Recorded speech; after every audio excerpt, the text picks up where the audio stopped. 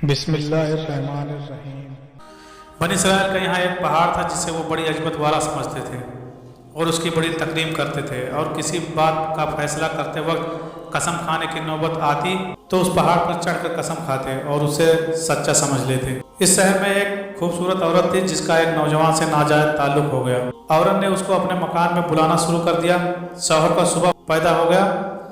बीवी से कहा कि मुझे सुबह है कि मेरी गैर मौजूदगी में तेरे पास आता है। औरत ने इनकार किया। शौहर ने कहा, अगर तू सच्ची है तो पहाड़ पर चढ़कर कसम खा ले कि तेरा किसी से नाजायज ताल्लुक नहीं है।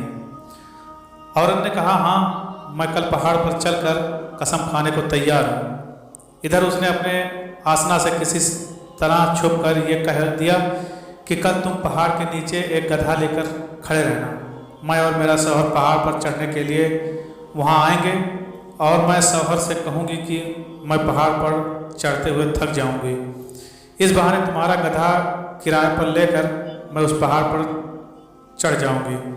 तुम गधे वाले के भेष में वहाँ मौजूद रहना और गधे पर मुझे सवार करके मेरे साथ साथ चलना।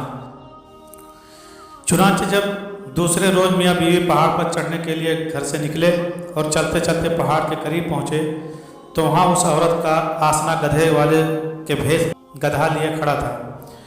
औरत ने शौहर से कहा कि चलते चलते मैं थक गई हूँ, मुझे यह गधा किराए पर सवारी के लिए ले दो। शौहर ने गधे वाले से किराया मुकर्रर किया और बीवी को गधे पर सवार करके तीनों पहाड़ पर चढ़ने लगे। जब वो जगह आई कि जहाँ लोग कस्में खाते थे तो उस मक्कार औरत ने अपने आप को गधे से नीचे गिरा दिया और उस गिरने में अपनी रानें वगैरह काबिल सतर बदन भी नंगा कर दिया और ऐसी सूरत पैदा कर दिखाई कि शौहर ने समझा कि गधे से इत्तेफाकन गिर गई और गिरते वक्त इत्तेफाकन नंगी हो गई।